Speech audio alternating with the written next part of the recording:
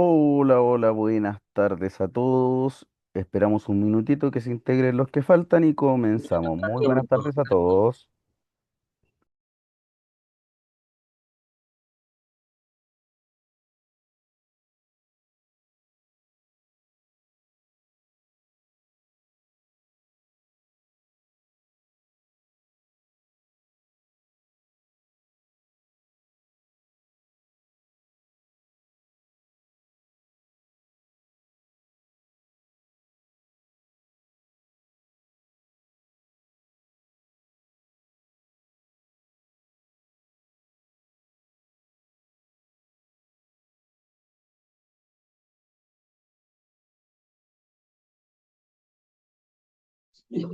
Buenas tardes, profesor. Muy buenas tardes, muy buenas tardes.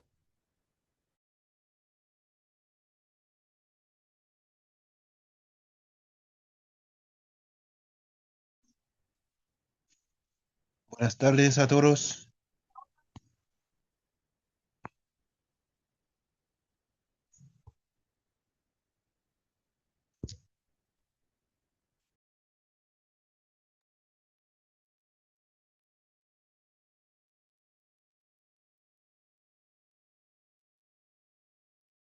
Ya, creo que ya somos todos, así que comenzamos con nuestra clase de lenguaje del día de hoy. Vamos a seguir hablando de los temas de contingencia. La semana pasada analizamos textos basados en lo que era la situación específica de la contaminación. Hoy día también vamos a seguir hablando un poquito de cómo se va desarrollando los cambios en nuestro planeta basado en situaciones que también son intervenciones de nosotros como seres humanos. Así que comenzamos y vamos a analizar también lo que son los poemas. Vamos a hablar de un poeta clásico de nuestra cultura y después vamos a ir respondiendo preguntas específicas respecto a la obra que nos va a mostrar el día de hoy nuestro texto, ¿ya? Así que comenzamos con el tema del día de hoy. Nos centramos un poquito en el tema de la erosión y para eso vamos a analizar desde el punto de vista de la ciencia qué es la erosión para meternos ahí a analizar los distintos textos que tenemos el día de hoy. Así que comenzamos con este pequeño video. Pongan atención.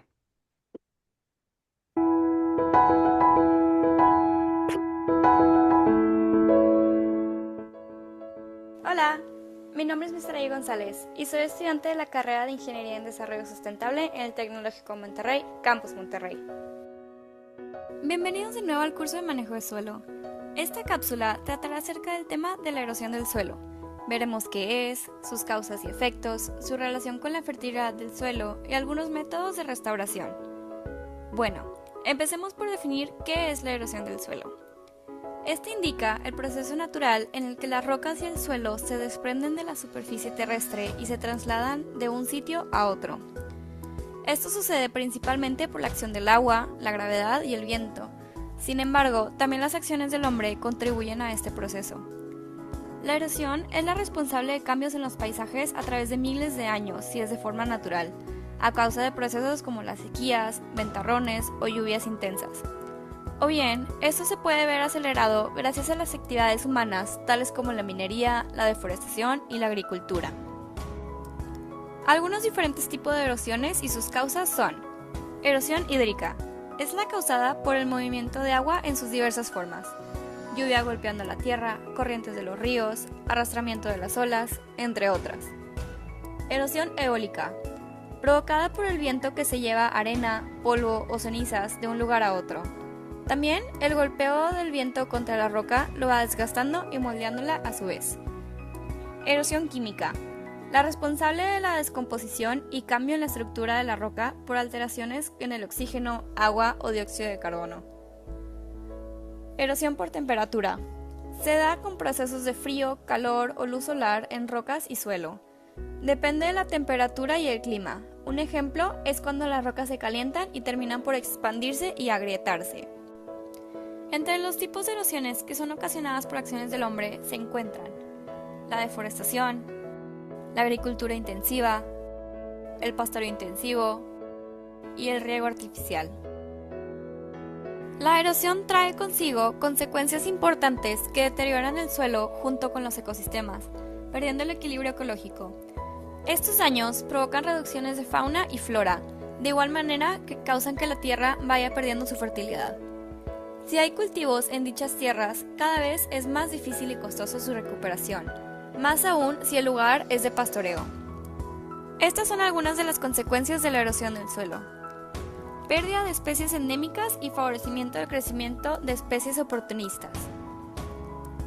La pérdida de fertilidad aumenta el uso de fertilizantes, inutilizando la tierra para cultivo a largo plazo. Creación de graveras y arenales. Mayor riesgo de desprendimiento de rocas. Pérdida de rendimiento de la tierra y aumento del coste de cultivarla. Reducción de capacidad de filtrado en los suelos puede generar inundaciones. El clima global es alterado por la reducción de bosques que pueden absorber el dióxido de carbono. Y finalmente, el empobrecimiento de poblaciones rurales provoca que la gente se desplace a ciudades. Por último, se discutirán algunas maneras para evitar la erosión y el desgaste del suelo. Uso sostenible de la tierra y prácticas de agricultura sostenible.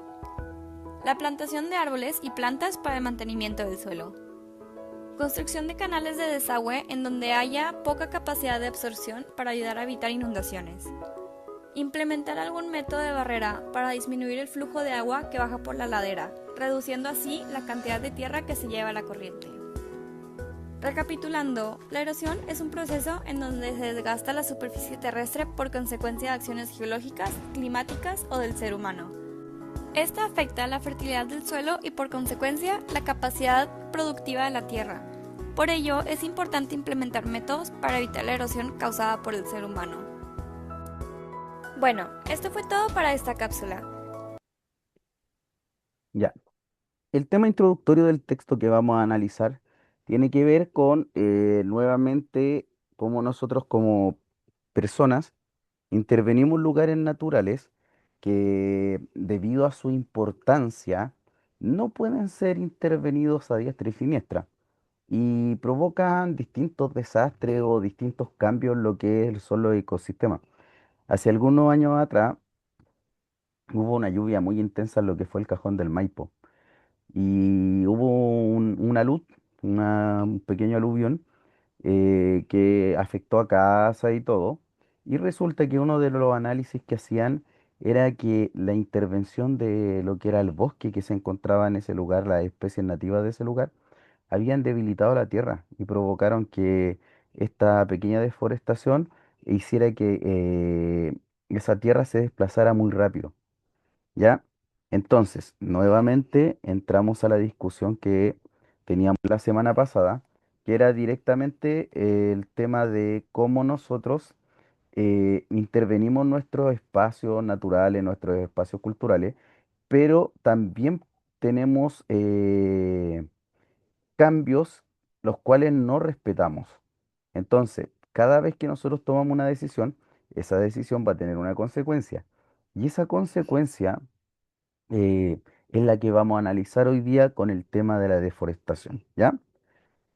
Para los que no tienen la guía, se la mando de inmediato al chat. Y tururum, por acá está. Dale. Ahí se las acabo de mandar al chat para los que no la tienen. Y comenzamos con nuestro tema eje de hoy, que es la erosión del suelo, esta consecuencia de muchas veces el poco cuidado al deforestar, al cortar o al intervenir algunos lugares. Este discurso fue pronunciado en 1965 por el entonces presidente de Chile, Eduardo Frei Montalva. Millones y millones de toneladas se pierden en el mar, ya lo sabemos, pero no nos preocupa. Montamos grandes aparatos jurídicos y es nuestro deber hacerlo y es natural que lo hagamos, para defender muchas veces en la frontera espacios muy limitados de tierra. Y en cambio perdemos provincias enteras por la erosión y por la destrucción de los bosques y eso a nadie le preocupa. Esto es un drama nacional.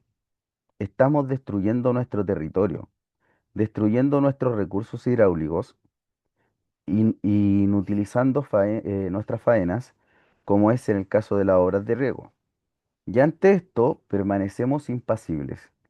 Cada año perdemos mucho más de lo que al país le cuesta cada obra de regadío. Y si a esto le pudiéramos poner nombre, diría que da la apariencia de una insensatez nacional. ¿Para qué insistir en la erosión provocada por el roce insensato y sin control? Los chilenos creemos ser famosos únicamente por los terremotos. También tenemos el privilegio de que en los libros especializados aparecemos como el ejemplo trágico de la erosión, o sea, la pérdida de nuestro suelo. Esto habla de la tragedia del bosque chileno y fíjense, el análisis se realiza en 1965. Estamos a 2026. Ojo con ese dato. De todos los territorios del planeta, menos de la mitad son aptos para la agricultura y el pastoreo. La formación de suelo, es decir, la capa material que recubre los territorios, es muy lenta. Un centímetro de suelo se puede demorar 100 años en formarse, pero puede desaparecer en unas pocas horas a causa de la erosión. Eh, si se dan cuenta, eh, todo esto que estamos hablando directamente tiene que ver con el tema eje que empezamos la semana anterior, donde hablábamos de las causas y consecuencias de los actos dentro de lo que era nuestro progreso inconsciente respecto a las consecuencias que pueden haber, el no pensar en lo que se viene, en lo que puede pasar. Bueno, más allá de lo que se viene, en lo que puede pasar. En tomar acciones por beneficios y no medir las consecuencias de lo que pueda pasar. ¿Ya? Entonces, basado en este primer texto, muchas veces hemos visto en las laderas de cerros sin vegetación cómo se forman zanjas, por donde baja el agua cuando llueve. Por allí se va el suelo de esas laderas. La vegetación no solo enriquece la calidad de la tierra, sino que también la protege del viento y la lluvia, sujetándola a un lugar donde se encuentra. Por eso, cuando se eliminan hierbas, arbustos y árboles de un terreno, el viento o la lluvia comienzan a arrastrar el suelo hacia los ríos, cuyas aguas adquieren un color barroso y el mar. Esa pérdida del suelo se llama erosión. Cuando hablamos de la erosión, comúnmente se produce por tala o quema de bosques, sobrepastoreo en las praderas, labores agrícolas en lugares con pendientes y malas prácticas en el manejo de suelo. O sea, de estas tres situaciones, las tres son responsables, nosotros somos los responsables, ¿ya? A nivel mundial se estima que más de 20 billones de toneladas de suelo son destruidas anualmente, generando alrededor de 6 millones de hectáreas de nuevos desiertos. Eh, Ojo, en el video eh, hablaba directamente sobre las consecuencias que podía tener esta deformación de los suelos, porque como lo decía el video, destruir el suelo es mucho más fácil que vuelva a formarse y que tenga los nutrientes y la capacidad necesaria para sostener una plantación, un bosque, etcétera, etcétera. Por lo tanto, todas estas decisiones que nosotros tomamos en base a nuestras mejoras, tienen que analizarse desde el punto de las consecuencias. Ahora vamos a leer un poema que tiene que ver con la erosión, directamente asociada a la provincia de Malleco, pero antes de esto vamos a recordar quién es este señor. Es un señor bien famoso de nuestro país, pero vamos a echar una recordadita a quién es don Pablo Neruda. Espérenme, algo apreté mal. Tu, tu, tu.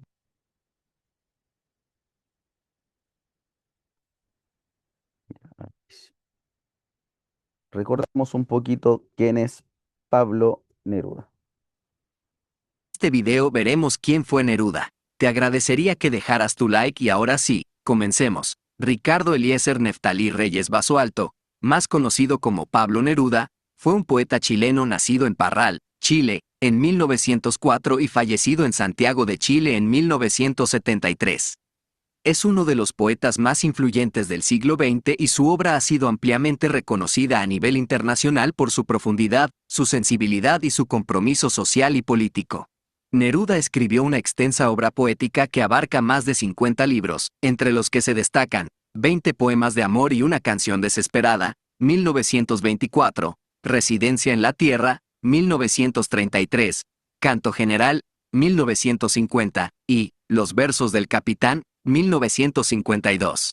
Su estilo poético se caracteriza por una gran variedad de registros y tonalidades, que van desde lo lírico hasta lo épico, y por su capacidad para explorar temas universales como el amor, la muerte, la naturaleza y la justicia social. Además de su obra poética, Neruda también destacó como activista político y como senador por el Partido Comunista de Chile. Durante la Guerra Civil Española, Neruda se desempeñó como cónsul en Barcelona y fue testigo de la lucha contra el fascismo en Europa. Su compromiso político lo llevó a escribir algunos de sus libros más comprometidos, como España en el Corazón, 1937, y Canto General, 1950, que expresan su solidaridad con los pueblos oprimidos y su esperanza en una sociedad más justa y libre. Otro aspecto destacado de la obra de Neruda es su exploración de la naturaleza y su relación con el mundo natural. Neruda recibió numerosos premios y reconocimientos durante su vida, entre los que se destacan el Premio Nobel de Literatura en 1971 y el Premio Lenin de la Paz en 1953. Su obra ha sido traducida a numerosos idiomas y ha sido objeto de estudio y admiración por parte de generaciones de poetas y escritores. La persecución desatada por el gobierno de González Videla contra sus antiguos aliados comunistas desembocó en una orden de detención contra Neruda, forzándolo primero a la clandestinidad y luego al exilio. Dicho exilio hizo que se trasladara por Chile y Argentina para después huir a Europa, donde vivió en Capri y Nápoles. Allí recibió la noticia de que ya no era buscado y podía volver a Chile, a donde regresó el 12 de agosto de 1952. Ese mismo año, en Italia, publicó anónimamente los versos del Capitán editado por su amigo Paolo Ricci.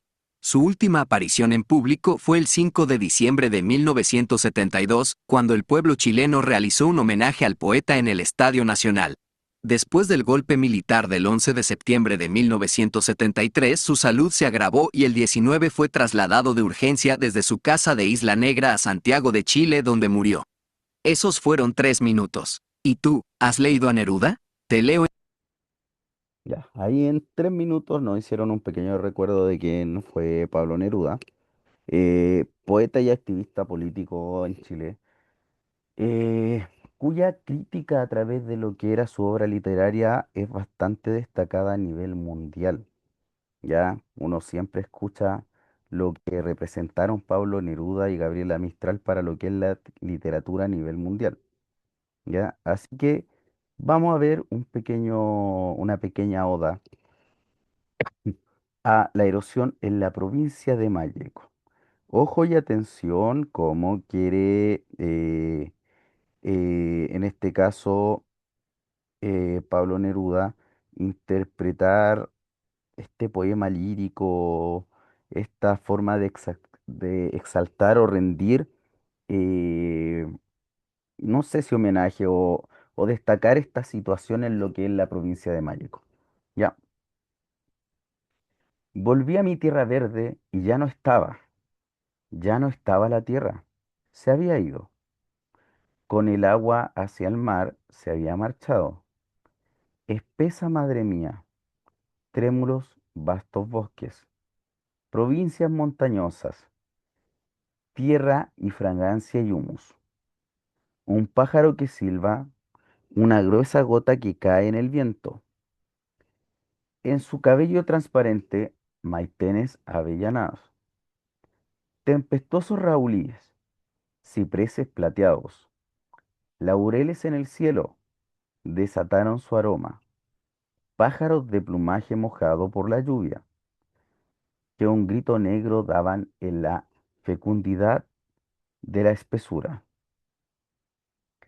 Tierra que darás a tus hijos, madre mía, mañana así destruida, así arrasada tu naturaleza, así deshecha tu matriz materna. ¿Qué pan repartirás entre los hombres? Chilenos de hoy, araucas de la lejanía, ahora, ahora mismo, ahora, a detener el hambre de mañana, a renovar la selva prometida, el pan futuro de la patria angosta, ahora, a establecer raíces, a plantar la esperanza, a sujetar la rama al territorio. Si se dan cuenta, este extracto de esta oda, de este poema lírico, Neruda trata de hacer como un, si lo decimos así coloquialmente, un raspacacho, al ver el cambio drástico que tuvo su provincia.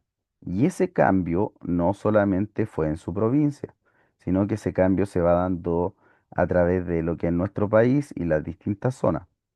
Por lo tanto, eh, todo lo que va analizando en este caso Pablo es desde el momento en que él sale de su hogar pequeño y cuando tiene la oportunidad de regresar.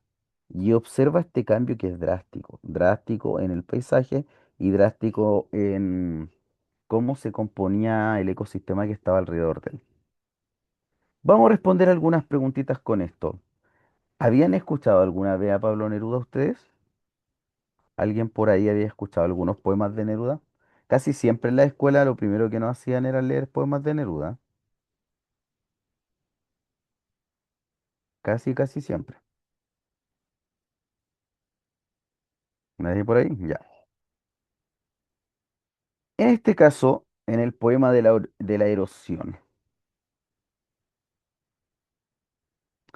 Sí, Camila, sí. Bueno, yo también leí en la época en que estuve yo en el colegio, leíamos poemas, pero libros bastante extensos.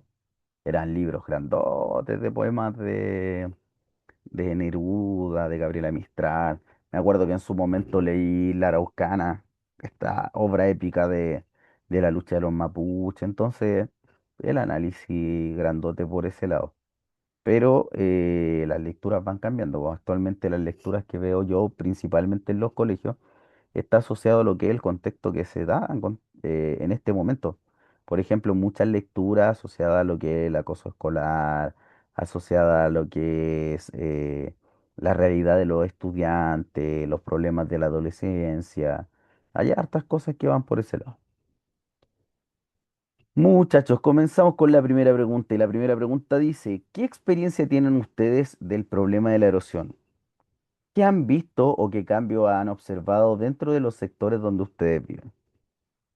Tienen la palabra. ¿Qué experiencia o qué cambio grande han observado? Eh, en el sur fui a visitar a mi hermana Ujú. y me acuerdo que antes de, bueno, fui por segunda vez, había un bosque muy lindo. Y la segunda vez que fui, el bosque había sido quemado porque querían tomarse los terrenos, así que lo habían quemado para hacerlo más fácil. Ahí destruyeron un bosque ya bastante grande de Los Ángeles, o sea, de Millantún, Ah, ya. O bastante sea, grande.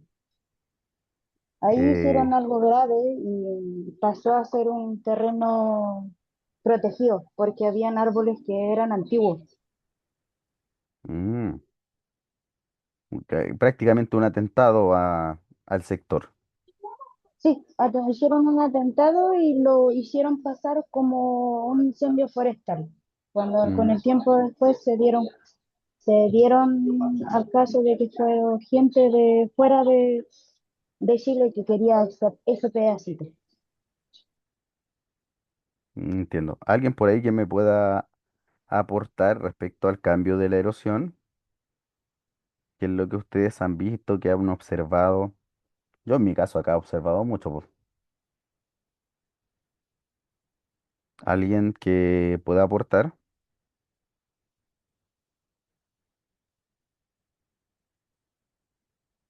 Nena, ¿están durmiendo hoy día? Yo en mi caso encontré muchos cambios. Yo me fui prácticamente casi 20 años de acá. Casi 20 años. Viví muy lejos.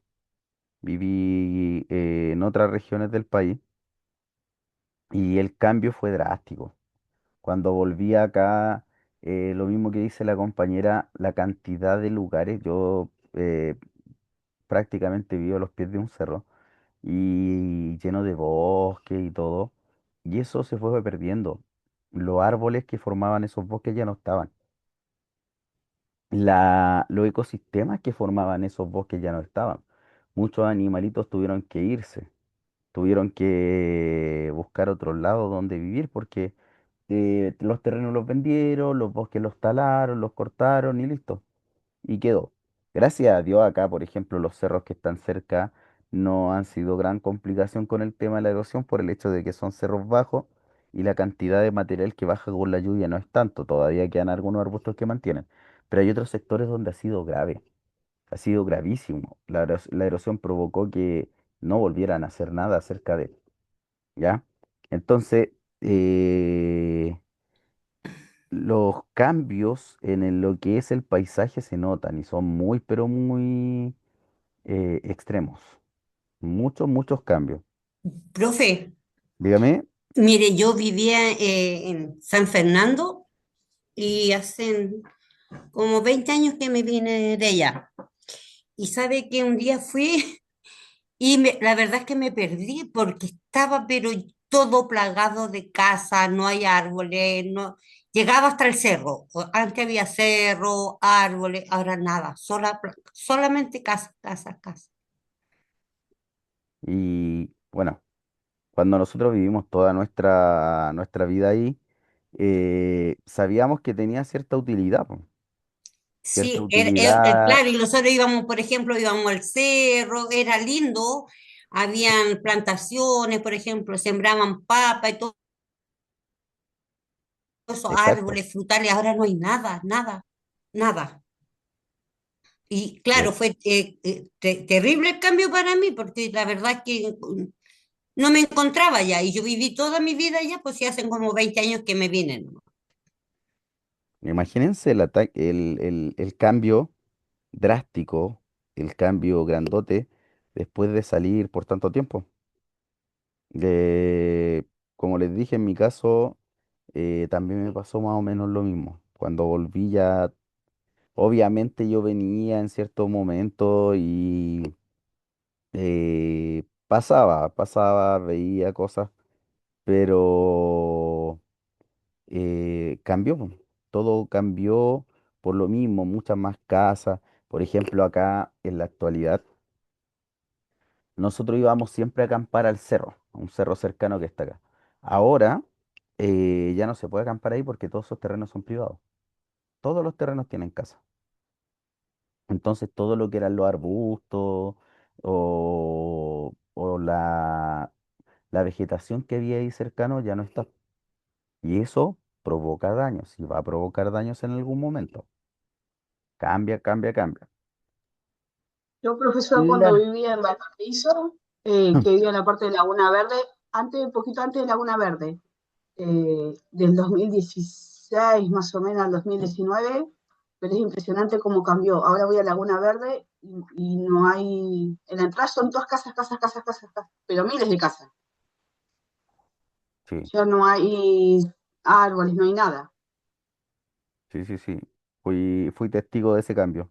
Antes viajaba mucho para esos lados, pasaba por Laguna Verde y sí, el cambio Pero es en pero muy poquitos años, drástico. máximo 5 años cambió. No es Claro, es que tantos años como mucho, en muy poco tiempo.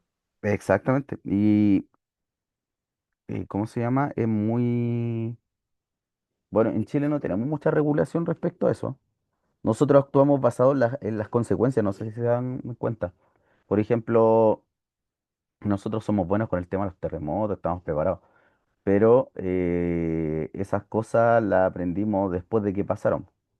No nos preparamos antes, no visualizamos qué podía pasar, sino que actuamos en pos de lo que pueda pasar. No nos preparamos antes, pasó algo y recién reaccionamos. Como este caso, por ejemplo, lo que estaban diciendo recién de la quinta región, se construyó tanto cerca de zonas de bosque que los mega incendios que han habido en Valparaíso, en Viña, en todos esos lados, si hubiese existido algún reglamento de construcción, se hubiesen evitado las pérdidas, las vidas que se perdieron durante esos incendios, se hubiesen evitado, pero ninguna legislación, por nada. Llegaba, se construía, se construye, se construye, están metidos en un lugar que no es tu lugar y allá en lo que es la quinta región, las construcciones las quebradas, las construcciones entre los cerros, lugares que son casi inaccesibles, eh, son bastante peligrosas, pero no tenemos una legislación que nos permita prevenir. Segunda pregunta. Cuando se cultiva en un cerro, ¿en qué hay que fijarse para prevenir la pérdida de suelo? ¿En qué nos debemos fijar para prevenir la pérdida de suelo cuando cultivamos en un cerro? Respecto a su experiencia, obviamente.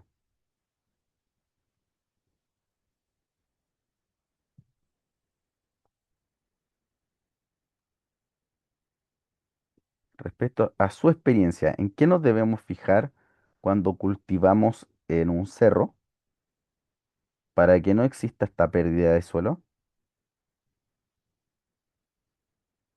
Ah, en que esté cubierta de vegetal o vegetales, pastito, ¿Ya? ¿En qué más nos debemos fijar?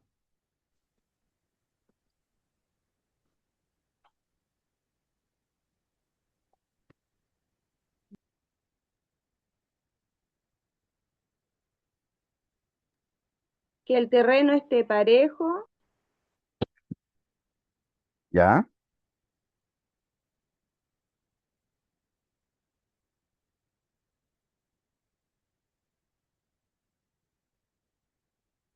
¿Qué más?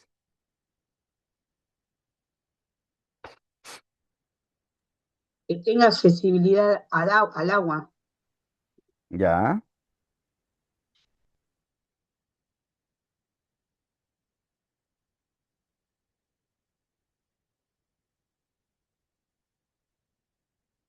Para riegos. Le falta uno que es importante, importantísimo.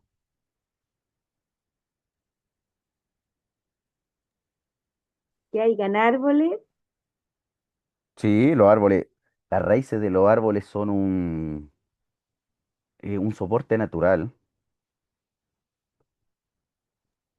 que sea posible reforestar, Sí, eso tiene que ver con los cuidados, pero fíjense algo. ¿Cómo eh, ocurre el agua?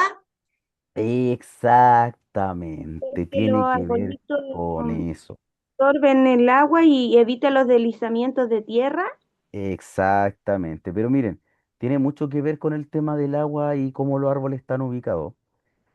¿Alguno de ustedes sabe por qué la cordillera de los Andes se llama Cordillera de los Andes?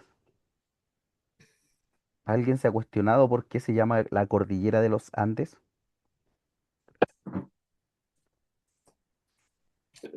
La verdad es que no. por Fíjense el que una deshielo vez, que tiene, que llena las no, napas. no, una vez yo consulté, porque también tenía las mismas dudas, porque por ejemplo la mayoría de los lugares donde vivimos tienen alguna explicación de raíz. Muchas de nuestras ciudades fueron puestos los nombres por cuando llegaron los españoles o por originarios, derivaciones del lenguaje mapuche, aymara, etcétera. Pero yo siempre tenía la duda de por qué se llamaba la Cordillera de los Andes. Y resulta que un día un historiador me contó una historia respecto al origen de este tipo de lugares. Y él me decía que cuando los españoles llegan a lo que es Perú, lo que es Bolivia y vienen ingresando a Chile, se dan cuenta de algo característico que tiene la cordillera. La cordillera tenía surcos, que eran como sequías pequeñitas, que iban de un lado a otro. Y esos surcos los españoles le pusieron andenes, la cordillera de los andenes. Y resulta que ese sistema de surcos, se los voy a mostrar para no estar hablando encima eh, de riego. en- ese sistema de surco, que es bastante antiguo, eh, es el sistema que se copia en las laderas de cerros actuales. Por ejemplo, si ustedes van en este momento viajando a la salida de Santiago y ven unos cultivos, ustedes ven algo así por la ladera de los cerros, que van de esta forma los riegos, van así. ¿Por qué? Porque permite o evita que el agua arrase con los nutrientes y con los árboles. ¿Por qué? Porque va absorbiendo el agua de lado, no va arrasando hacia abajo. Este es el famoso tipo de riego. Miren, acá tenemos otro ejemplo de andenes. Entonces, este sistema de riego es un sistema de riego, pero antiquísimo. Estamos hablando desde nuestros pueblos originarios, estamos hablando desde lo que era lo suyo en el Perú, estamos hablando de los antiguos pueblos aymara, que utilizaban estos sistemas de riego de andenes. Imagínense que estamos hablando de tiempos tan antiguos, le vamos a poner acá aymara ya. Estamos hablando de tiempos tan antiguos que ellos ya observaban el tema de lo que era la erosión y ya trabajaban en el cuidado de las laderas. En cambio, nosotros, teniendo toda la tecnología del mundo, no somos capaces de pensar en eso. Ya, este era el sistema de riego en andenes. Y resulta que como nosotros todo lo cambiamos y lo derivamos, le ponemos la cordillera de los Andes, que es la cordillera de los Andenes. ¿Ya? Donde se veían estos sistemas de cultivo que son muy particulares. Así que son cositas que se toman en cuenta para prevenir la pérdida de suelo. Eso es lo que estamos hablando. Prevenir la pérdida de suelo. Si el agua va con la gravedad actuando de arriba hacia abajo, sin tener direcciones, ¿qué es lo que pasa? Que esa agua va a arrasar, po, va a arrastrar nutrientes y todo. Exactamente. Imagínate, Camila, que los mayas y los aztecas, estamos hablando de civilizaciones muy antiguas, los mayas y los aztecas crearon sistemas de ductos, de desagües, no sé, por ejemplo, en ciudades que son históricas, Machu Picchu, todos esos lados, que no tenían tecnología ni nada por el estilo y no se inunda en ningún lado. No También, pasa, no pasa como en las ciudades actuales que llueve un rato y se inunda todo. no, pero Impresionante. también hicieron una forma de hacer plantaciones con distintas temperaturas o para ver cuáles podían plantar en distintos meses del año. Exactamente, claro. Eh, Bueno, es muy bacana. una de la creación de este calendario maya, de los aztecas y todo el asunto tenía que ver con eso, con el tiempo en que se cultivaba, se plantaba y todo dependía de el clima. Aprendieron a analizar el clima sin tener tecnología. Por eso les digo, entre más conocimiento tenemos, yo creo que como seres humanos menos lo ocupamos, que es como contradictorio, porque antes con menos información se, se lograban generar cosas más importantes y ahora que tenemos mucha información, creo que la desperdiciamos en cosas que no deberíamos, ¿ya? Entonces, todo esto es importante para la pérdida de suelo.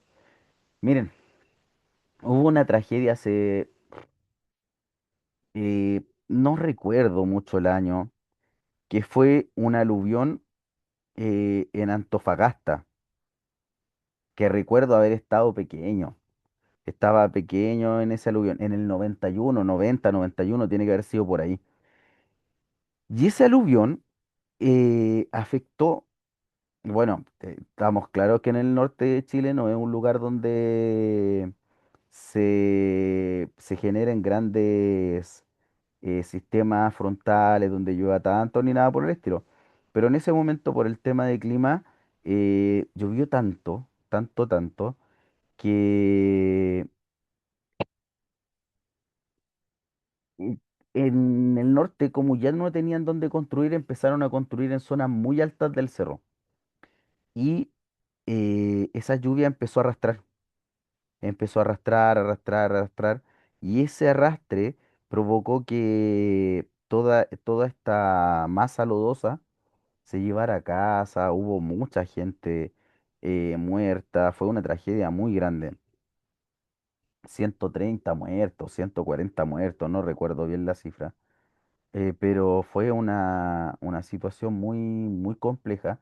Y ahí ya estábamos hablando en el 90-91 de por qué no se podía construir ahí, por qué si invadíamos ciertos sectores que climáticamente podían cambiar, iban a haber consecuencias. Y adivinen qué, no cambió nada. Seguimos construyendo igual. Y uno va actualmente a Antofagasta y está construido hasta más arriba. Pusieron más casas. Es impresionante. ¿Sabes que de hecho mi hija vivió en Antofagasta Ujú. y la casa donde mi hija vivía, que arrendaba en una casa porque mi yerno es marino, y sabe que no tenían ni techo, No, cuando me no fui a vivir al usaban norte me fijé en techo, eso. solamente tablas así nomás, pero, y separadas, no había techo. A mí una de las cosas que me impresionó cuando me fui a vivir al norte por primera vez, hace muchos años atrás, fue eso, Sí, no tienen que, techo. que en la subida desde Iquique a Alto Hospicio, yo miraba, cuando iba subiendo en el auto, miraba hacia abajo y claro, yo veía las casas de Iquique sin techo, que eran unos palitos, unas tablitas encima y nada más. Sí, Claro, el clima se los permitía, pero el clima va cambiando. Ya hemos tenido episodios bastante grandes de lluvias cuantiosas, de cambio de clima, pero drástico en muchos sectores del norte de Chile. sí. Así que cambia, cambia. A ver, resumiendo todo lo que hemos hablado de este tema de la erosión, ¿cuáles serían las principales causas que ustedes entendieron respecto a la erosión? Las principales causas de por qué se erosionan los lugares, de por qué razón se provoca esta pérdida de suelo. La causa humana, Ya, en este caso tendría que ser como, los humanos que no hacemos, somos irresponsables. La claro, deforestación, la deforestación, claro. Mm. los incendios provocados intencionalmente.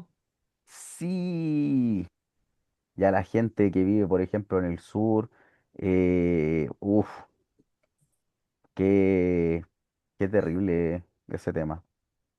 Acá nosotros tuvimos la desgracia, no sé si desgracia son cosas que pasan, pero la lamentable noticia de que a un estudiante del colegio donde yo trabajo se le quemó su casita con todo, con todo, con todo, con todo, no les quedó absolutamente nada.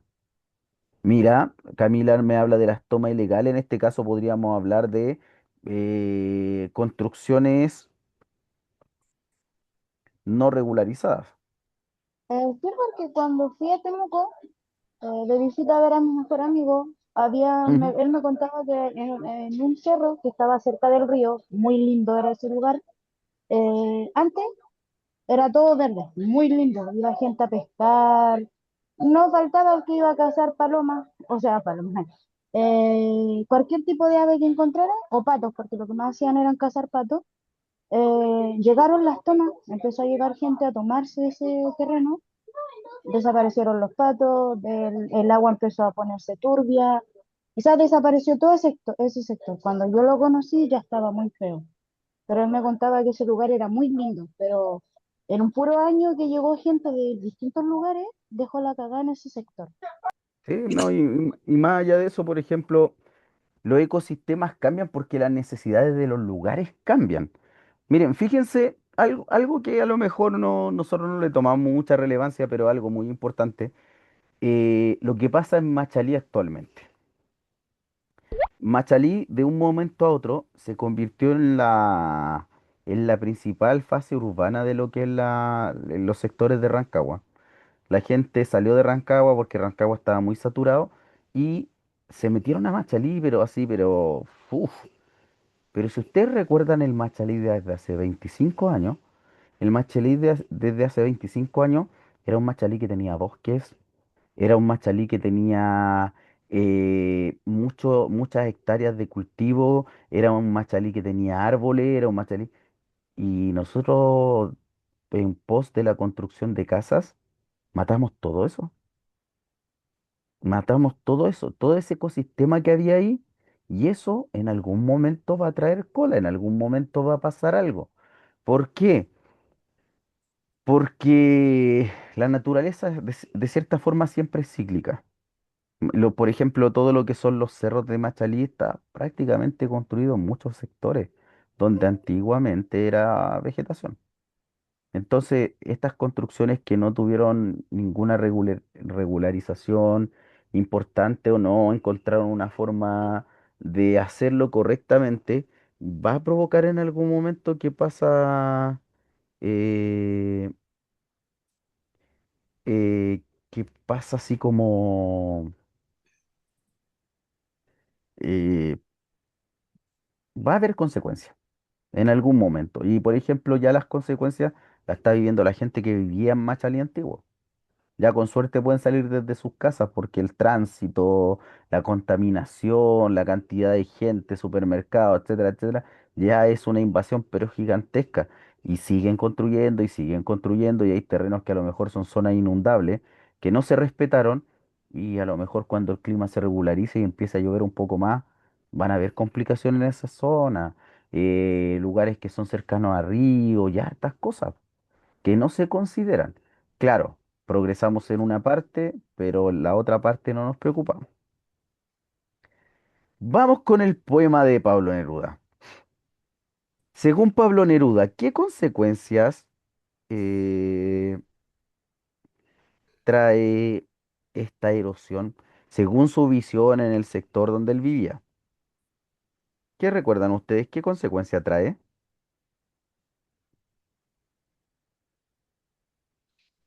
En su poema, Neruda trata a los seres vivos de la naturaleza como si fueran seres humanos. Concéntrese directamente en la parte en la que habla de consecuencias.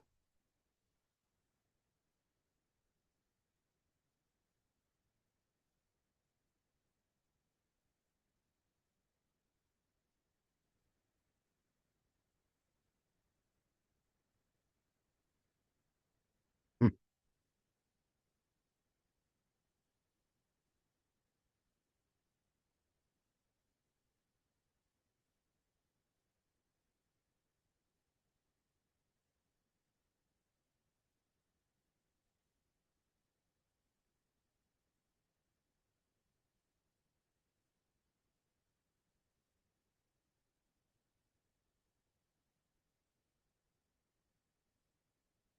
¿Alguien la encontró por ahí?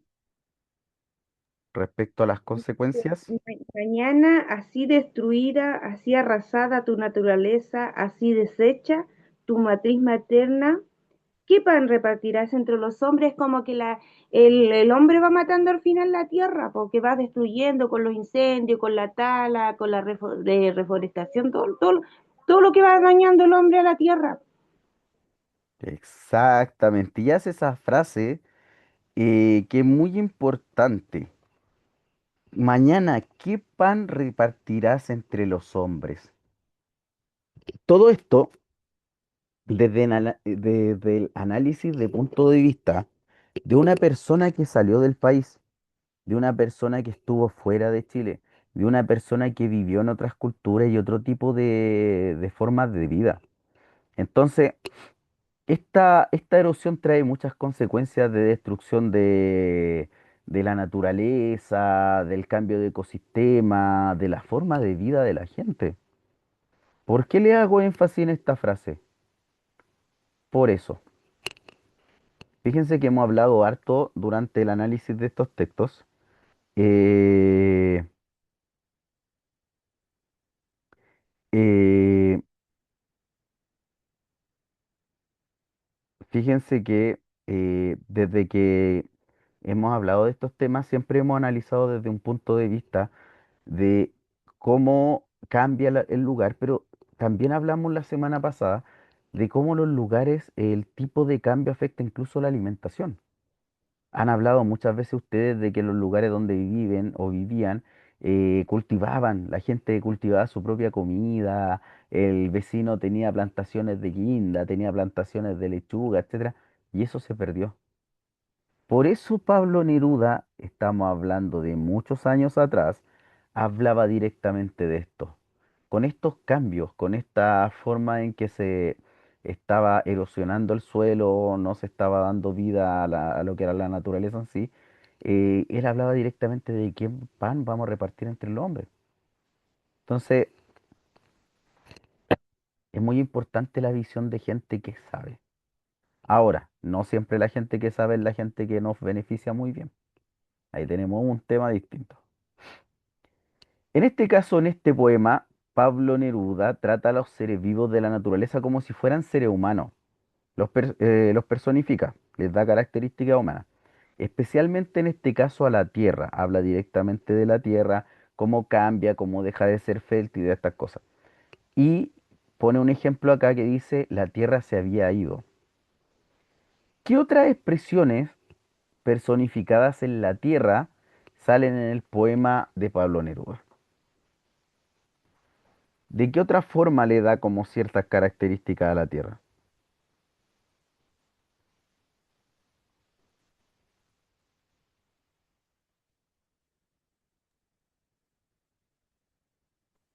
Observen el poema y busquen alguna personificación, alguna característica que se le da a la Tierra que no sea de la Tierra en sí. A ver, miremos acá.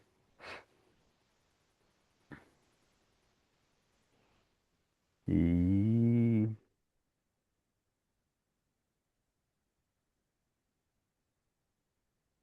miren, por ejemplo, esto no tiene que ver con la Tierra, pero sí lo encontré buenísimo.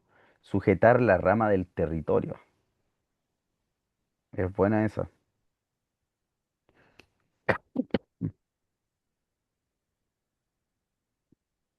Ando un poco resfriado, me agarró, pero mal, mal, mal.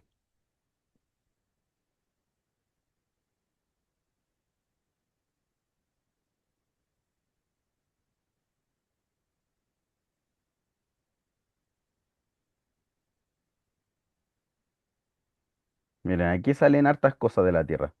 Por ejemplo, ¿qué darás a tus hijos? Ahí tenemos una personificación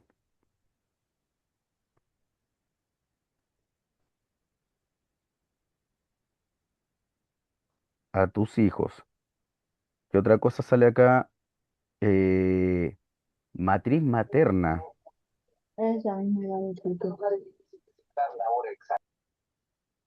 tu matriz materna. ¿Y qué otra puede ser? Madre mía.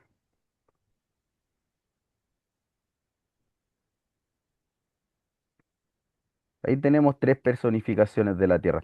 Fíjense que estas tres personificaciones de la Tierra están asociadas directamente a cómo el creador de este texto, Pablo Neruda, visualizaba la importancia de la Tierra en cuanto al desarrollo del ser humano. Siempre sin perder el punto de vista de que todo esto tiene que ver con el desarrollo de la persona, del ser humano.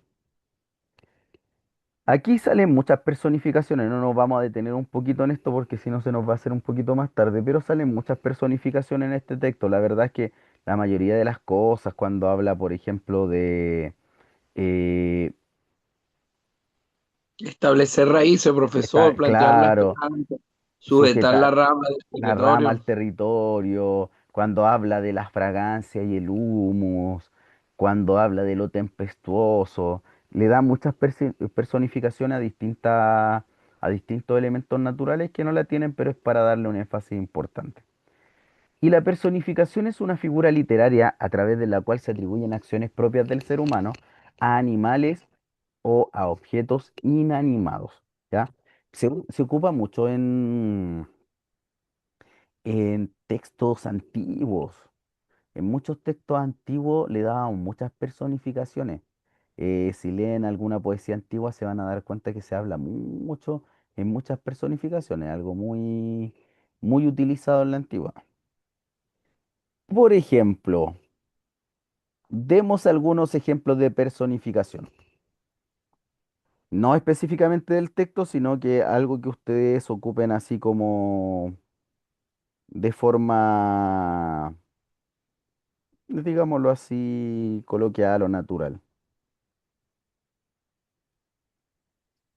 Yo siempre digo círculo, círculo en la luna, novedad ninguna, Claro, o ese, ese círculo en el sol, aguacero, aguacero temblor, ese es un aguacero, clásico, son es un clásicos. clásico. Sí. Es por ejemplo cuando uno eh, va caminando y dice el viento silba, es cuando uno escucha el viento de "shh", pero uno sabe que el viento no silba, sabe que el sonido se ejecuta de otra forma, pero le damos una característica. En el sur se dice, si el viento viene tibio, es porque lluvia quiere. Claro. ¿Qué otra personificación le damos a alguna cosa que sea natural? Por ejemplo, mi mamá con su gata. Uy, que le encanta ahí pelear con su gata. Y le da características de persona. Dice, ah, ya viene esta mañosa. Y la gata nunca ha sido mañosa, es una gata. Ah, ya, mira, me está hablando. La gata no habla, solamente hace sonido. Entonces, le da características humanas para interpretar cosas que tienen que ver con el animal en sí, po. Entonces, todas esas personificaciones nosotros las ocupamos mucho. Y la verdad es que le damos muchas características, por ejemplo, cuando sentimos frío, cuando sentimos calor, cuando sentimos cambios de temperatura, cambios de distintas cosas, siempre ocupamos como frases de personificación. Neruda compara la tierra como una madre. Ya vimos todas las situaciones, ahí ustedes las tienen que completar. ¿Por qué creen ustedes que Neruda compara la tierra como una madre? ¿Por qué razón?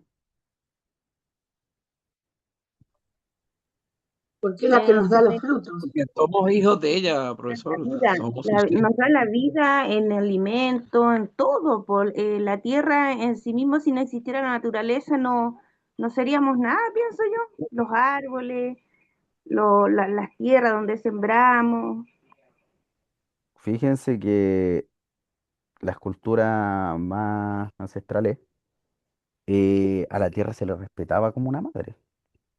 O sea, nosotros fuimos copiando algunas costumbres, pero costumbre a la mala. Pero las ceremonias, estas ceremonias que se hacían, era a la madre tierra, al sol, etcétera, etcétera, porque se les respetaba porque eran los que le entregaban la vida. Y como dicen ustedes, entregaban alimento, entregaba todo. Bueno, actualmente sigue entregando todo y nosotros no lo cuidamos. Ya hay una mala evolución, pero la tierra de por sí es una formación de vida. Recuérdense que dentro de la evolución humana, el humano se traslada a los lugares donde puede tener una mejor vida. Ustedes lo leyeron hace un rato y lo vimos incluso en la parte de la erosión, donde hablaba que el porcentaje de la Tierra en sí, donde puede haber vida, es mínimo. Son pocos lugares. Porque, por ejemplo, si ustedes me dicen en el desierto de Atacama, ¿puede haber vida sin intervención humana? No. Puede haber naturaleza, puede haber fauna y todo, pero como ser humano no tienes cómo alimentarte en el desierto. Pero hay gente que vive en el desierto, ¿por qué? Porque ya actualmente llega comida, llega agua purificada, llega esto, llega este otro. Pero si no tuviésemos ese sistema de alimentación, no podríamos generar mucho de alimentación en el interior. Acuérdense que las comunidades aymaras y todas esas comunidades eran pequeñitas porque los sectores donde podían generar sistemas de alimentación eran pocos, eran muy escasos en esos sectores.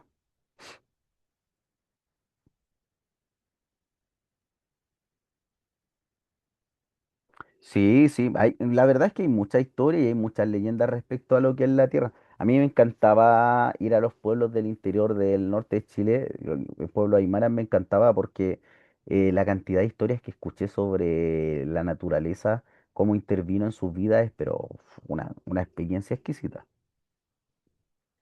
Y bueno, no creo que tengamos duda con esta última pregunta donde dice si están de acuerdo con la imagen de que la Tierra es como una madre. Ya dijimos que la historia nos muestra que la Tierra es simplemente el eje principal de nuestro desarrollo como personas y como seres humanos.